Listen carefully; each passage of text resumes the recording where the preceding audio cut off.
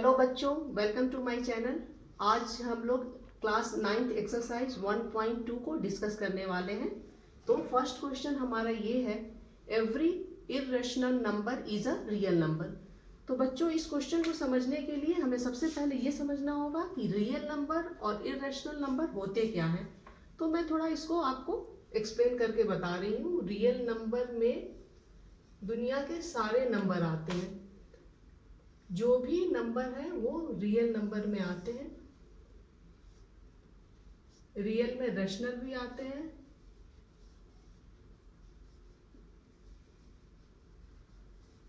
Rational number भी आते हैं और इर्रेशनल भी आते हैं।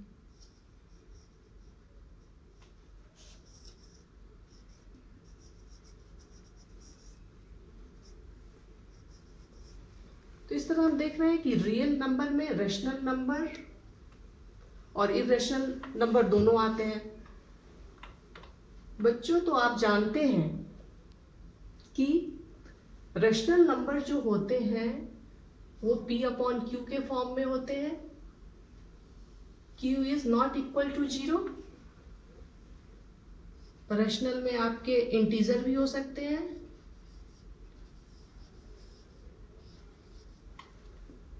नेचुरल नंबर भी हो सकते हैं,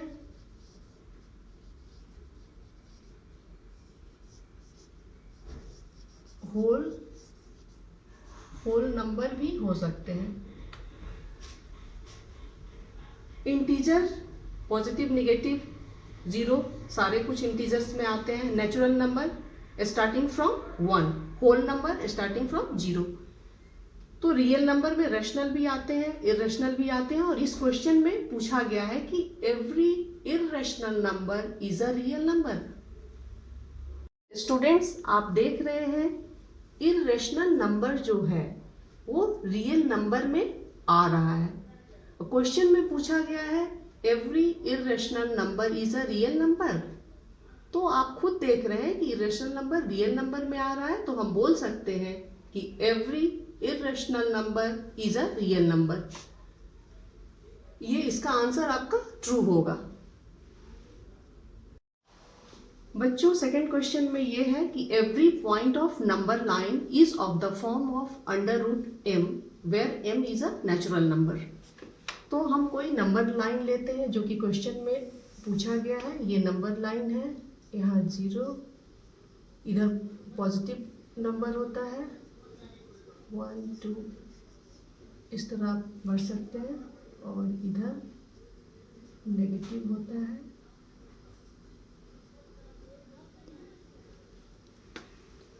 इस नंबर लाइन पे क्वेश्चन में ये पूछा गया है कि इस नंबर लाइन पे कोई भी नंबर होता है जो कि √m के फॉर्म में होता है, जहां की m नेचुरल नंबर है। नेचुरल नंबर, मान लीजिए आपने m लिया 4 नेचुरल नंबर है। क्वेश्चन में बोला गया है कि वो √ होना चाहिए। दैट मीन्स इसको हम ऐसे लिख सकते हैं, ये आपका 2 होगा। स्क्वायर रूट लेंगे तो 2 होगा। तो ये नंबर लाइन पे आ सकता है। स्टूडेंट्स, मैंने नंबर जो कि नेचुरल नंबर है मैंने लिया 3। क्वेश्चन में बोला गया है कि वो √ होना चाहिए, तो √3 लिख सकते हैं। इसकी वैल्यू हो जाती है 1.732, जो कि ये नेचुरल नंबर नहीं है, और क्वेश्चन में बोला गया है कि नेचुरल नंबर होना चाहिए। इसके अलावा हम ये भी देखते हैं कि इसमें माइनस नंबर भी होते हैं नंबर लाइन पे, जबकि हम स्क्वायर रूट में माइनस पे नंबर नहीं ले सकते हैं। तो इस तरह इसका आंसर आपका फॉल्स होगा, क्योंकि यहाँ पे बोला गया है कि every point of number line is of the form of √m where m is a natural number. तो नेचुरल नंबर में 3 लेते हैं तो ये √3 हो जाता है, और इसकी वैल्यू ये आ जाती है जो कि नेचुरल नंबर नहीं है। क्वेश्चन नंबर 3 है, every real number is an irrational number. क्या सारे रियल नंबर इरेशनल नंबर होते हैं? बच्चों, तो मैंने बताया कि रियल नंबर में रेशनल भी होते हैं, इरेशनल भी होते हैं। रियल में आपके नेचुरल, होल नंबर, इंटीजर सारे नंबर होते हैं, केवल इरेशनल नहीं होते हैं। इसका मतलब ये है कि इसका आंसर जो होगा आपका फॉल्स होगा, क्योंकि रियल नंबर में सारे नंबर आते हैं, केवल इरेशनल नहीं आते हैं। बच्चों, क्वेश्चन नंबर 2 में दिया है are the square root of all positive integers irrational. नहीं, सारे पॉजिटिव इंटीजर इरेशनल नहीं होंगे। अंडर रूट, स्क्वायर रूट में अगर कुछ भी हम पॉजिटिव इंटीजर लेंगे तो सारे इरेशनल नहीं होंगे, तो इसका आंसर आपका नो होगा। बच्चों, किसी भी नंबर का अगर हम स्क्वायर रूट लेते हैं तो कोई ज़रूरी नहीं है कि वो इरेशनल ही हो, रेशनल भी हो सकता है। तो मैं एग्जांपल दे के रेशनल नंबर बता रही हूँ कि रेशनल, जैसे मान लीजिए कि मैंने नंबर लिया 4। अब इसका स्क्वायर रूट अगर हम लेंगे तो इसका आंसर 2 होगा। इसका स्क्वायर रूट अगर लेंगे तो 2 होगा, जो कि ये रेशनल नंबर है। इसी तरह आप 9 भी ले सकते हैं। 9 को अगर स्क्वायर रूट में देंगे तो आपका ये 3 हो जाएगा। 16 ले सकते हैं, इसका आपका स्क्वायर रूट 4 हो जाएगा। तो ये सारे आपके रेशनल हो गए, रेशनल नंबर के एग्जाम्पल हो गए। तो हम ये बोल सकते हैं कि स्क्वायर रूट में अगर हम किसी नंबर को लेते हैं तो वो सारे इरेशनल नहीं होते हैं, रेशनल भी हो सकते हैं, जो कि मैंने एग्जाम्पल देके आपको बता दिया। बच्चों, क्वेश्चन नंबर 3 में ये बताना है कि अंडर रूट 5 को कैसे हम नंबर लाइन पर रिप्रेजेंट करते हैं। इसको समझने के लिए हमें थोड़ा पाइथागोरस थ्योरम को समझना होगा। इसके लिए हम एक राइट एंगल ट्रायंगल लेंगे।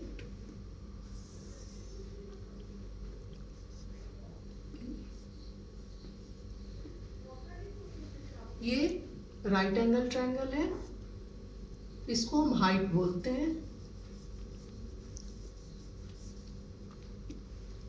ये बेस हो गया आपका AC, इसको हम हाइपोटेनियस बोलते हैं।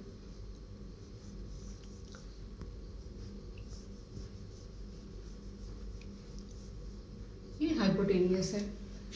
तो पाइथागोरस थ्योरम ये कहता है कि hypotenuse square is equal to base square plus height square. इसको आप इस तरह लिख सकते हैं, हाइपोटेनियस स्क्वायर को आप AC स्क्वायर लिख सकते हैं। यहाँ पे AC square is equal to base square plus height square. Base square को आप यहाँ A और B है तो आप यहाँ AB स्क्वायर लिख सकते हैं, प्लस हाइट स्क्वायर है, इसे हम BC स्क्वायर लिख सकते हैं। तो बच्चों, रूट 5 को हमें लाना है, तो इसके लिए हमें कोई नंबर इमेजिन करना होगा कि जो कि इस फॉर्मूला पे हम डालें तो ये मेरा रूट 5 बन जाए। तो अगर हम AC स्क्वायर ये है, अगर हम बेस को 2 यूनिट लेते हैं, यहाँ पे अगर हम 2 लेते हैं तो 2 का स्क्वायर करेंगे। हाइट हम 1 यूनिट लेते हैं तो यहाँ 1 स्क्वायर करेंगे। तो ये आपका हो जाएगा AC अगर रखते हैं स्क्वायर इधर तो अंडर रूट ये हो जाएगा 2 2 जा 4 प्लस 1। तो AC हमारा अंडर रूट 5 हो जाएगा। तो बच्चों, ये चीज़ हमको इमेजिन करना होगा। तो ये AC जो आपका है वो रूट 5 हो जाता है। बच्चों, रूट 5 को हम कैसे नंबर लाइन पर रिप्रेजेंट करते हैं वो मैं बता रही हूँ। मैंने एक लाइन ड्रॉ किया और इसको हम यूनिट में ले रहे हैं। मैं इंच में ले रही हूँ, आप सेंटीमीटर में भी ले सकते हैं, इंच में भी ले सकते हैं। यूनिट आप ले लीजिए। मैंने 1-1 इंच की दूरी पे ये यूनिट लिया है। ये आपका हो गया 1 इंच।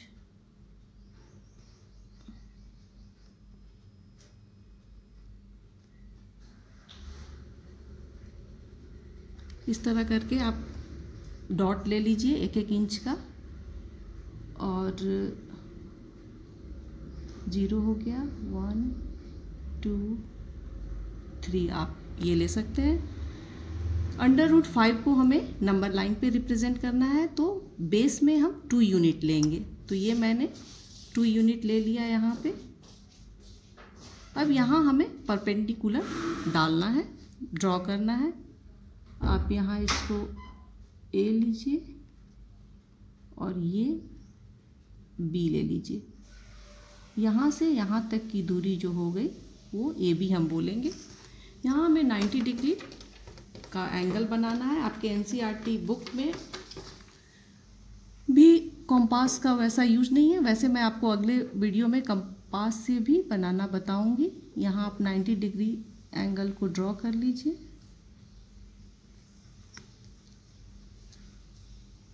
ये आपका 90 डिग्री हो गया।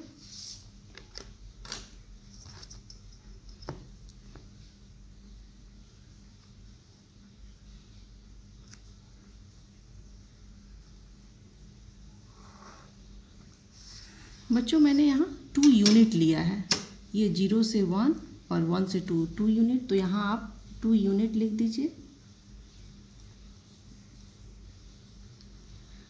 हमें हाइट में 1 यूनिट लेना है, तो 1 यूनिट के लिए आप मेज़र कर लीजिए। ये आपका 1 यूनिट हो गया। अब आप यहाँ से इसको कट करेंगे।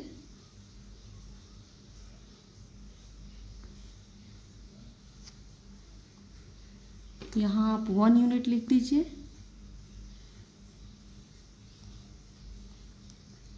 ये आपका C है। अब हम यहाँ से C से A को मिला लेंगे।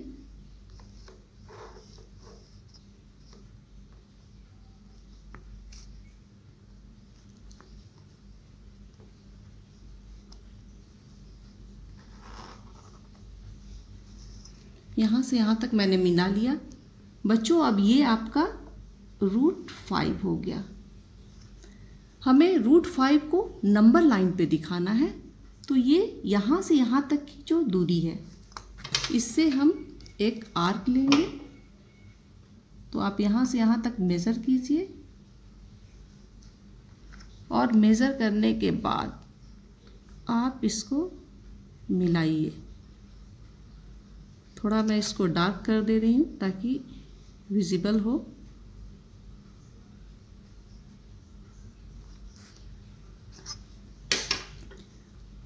अब आप यहाँ पे